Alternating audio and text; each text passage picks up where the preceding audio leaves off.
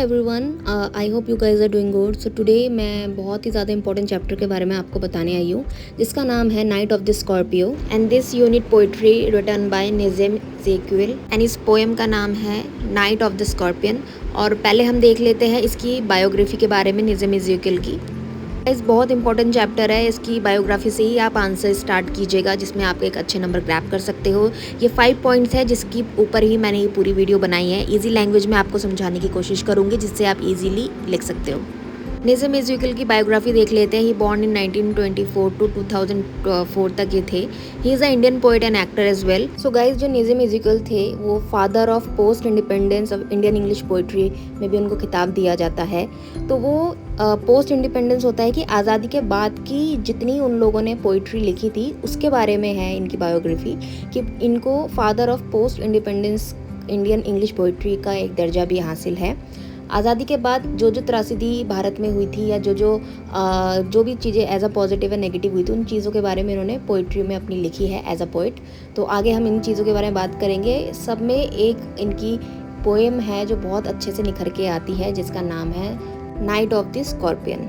इग्नू के बुक के हिसाब से जो पोस्ट इंडिपेंडेंस पोइट्री है वो क्या होती है। तो guys, post independence Indian novel जो होती है ना, वो रिटन बाय इंग्लिश में है और वो जो होती है वो मॉडर्न नॉवल कहलाती है। मॉडर्न नॉवल क्या होती है पहले वो देख लेते हैं। मॉडर्न नॉवल जो होती है वो एक जॉनरा फिक्शन होती है लेट 19 एंड 20 सेंचुरी में। जो विक्टोरिया एरा जब एंड हो जाता है उसके बाद 19 एंड 20 सेंचुरी में मॉडर्न जो नॉवेल्स होती है वो लिखने का दौर स्टार्ट होता है। और जो हमारे ये पोएट है ये उस तरह में ही पोएम्स लिखते हैं। ट्रेडिशन को इतना फॉलो नहीं करते जितना मॉडर्नली सारी चीज़ों को एक्टिवली अपना बात रखना मंजूरी देते हैं। जिसमें ये जो निज़म एज़ेक्यूएल थे वो अपनी इस पोएम में यही बताते हैं कि ह्यूमन जो एक्सपीरियंस करता है इन हिज रियल वर्ल्ड में जो वो चीज़ें फील करता है उसको लेके ये पोएम है। और वो उनकी सारी पोएम्स ही इसी से रिलेटेड होती थी एंड निज़म एज़ेक्यूएल भी उनमें से ही रिलेटेड है। नाइट ऑफ द स्कॉर्पियन, इसमें स्पीकर बताता है कि बचपन की रात जो थी उस मदर के लिए वो कितनी ज़्यादा मतलब कि खतरनाक थी। जब उनको बाहर रेन हो रहा है, वो शेल्टर के अंदर है, उनको स्कॉर्पियो काट के चला जाता है। तो ये उसके ऊपर कहानी है। समरी में आप ये चीज़ लिख सकते हो, ठीक है। तो इसकी समरी देख लेते हैं। समरी स्टार्ट है कि नेबर्स आते हैं जो हमारे विक्टिम है उनके घर पे। वो एक मदर होती है तो उनको एक बिच्छू काट जाता है, ठीक है। तो 20 घंटे के बाद वो देखती है कि उनका जहर शरीर से, मतलब जो जहर है वो धीरे धीरे ख़त्म हो रहा है। तो लोग इसको दो बात में बोलते हैं, एक ट्रेडिशन और एक superstition. Tradition, superstition with scientific चीज़ें, ये 3 चीज़ें हैं जो इस पोएम के इर्द गिर्द घूमती है। पहला ट्रेडिशन कि लोग बाग उस मान्यता को मानते हैं कि हमारे प्रेयर्स की वजह से वो औरत ठीक हुई है। दूसरा साइंटिफिक कि जहर को निकाल देने की वजह से उसकी जो मौत होते होते वो बच गई। तो ये 2 चीज़ें हैं जो इस पोएम के इर्द गिर्द घूमती है। आप पूरा इसको लिख सकते हो विद समरी, जिस पे आपको अच्छे नंबर मिल सकते हैं। जो पेपर चेक करेंगे उनको पता रहेगा कि इनको पूरी स्टोरी के बारे में मालूम है।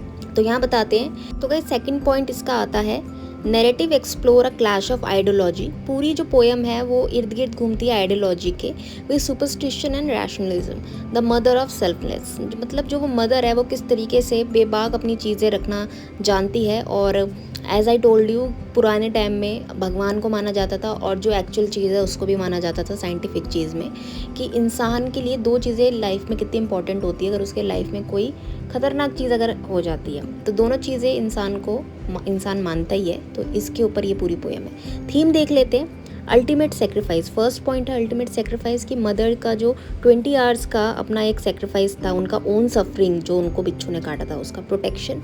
उन्होंने जल्दी से जल्दी अपने आप को प्रोटेक्ट करा और अपने बच्चों को सेव करा। प्रे किया उनसे कि आप मेरे बच्चों को कुछ ना करो। यूनिवर्सल ट्रूथ है गाइज। ये पोएम हाईलाइट करता है unconditional nature of the mother love and across cultures. Culture के विपरीत जाके भी एक माँ का प्यार जो होता है वो एक यूनिवर्सल ट्रूथ है।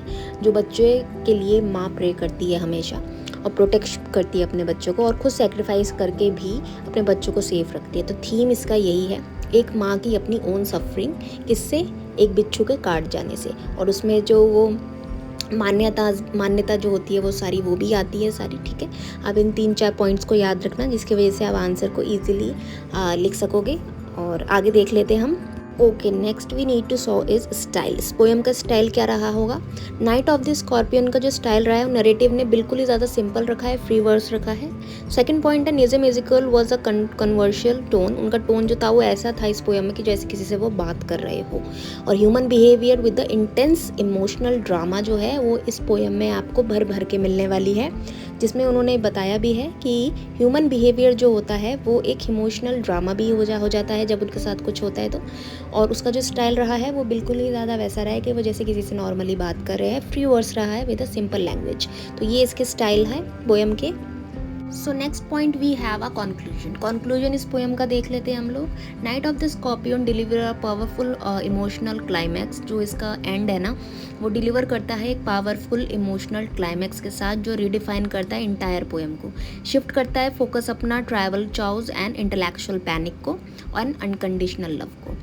और डिफीट करता है बोथ साइंस एंड सुपरस्टिशन को, नेचर कोर्स को। The poison simply lose a strength over time. वो पॉइजन किस तरीके से धीरे धीरे अपना एक स्ट्रेंथ कम कर रहा था और शो कर रहा था अपना एक ancient tradition with the modern science and ancient tradition जो मान्यता रखती है as a prayer and science का उनका भी यूज़ हुआ है इसमें। तो पोएम यही बताने का कोशिश करता है कि लाइफ में कभी भी कोई चीज़ अगर इंसान के आती है तो उसको प्रेयर और विद द साइंस दोनों का सहारा लेना चाहिए। और माँ भी किस तरीके से अपने बच्चों को पूरा पूरा प्रोटेक्ट करती है उसको इर्द गिर्द भी ये पोएम है। तो ये कंक्लूजन आई होप आपको यहाँ तक समझ में आ गया होगा। पूरी पोएम आपको मैंने ईजी लैंग्वेज में समझाने की कोशिश की है। और यही चीज़ अगर आप इग्नू के एग्ज़ाम में लिखते हो तो आपको अच्छे नंबर मिलते हैं। तो वीडियो को लाइक शेयर सब्सक्राइब करना बिल्कुल ना भूलिएगा। कोई इशू है तो कमेंट कीजिए, मैं उसका आंसर आपको देने का पूरा कोशिश करूँगी। So thank you so much for watching.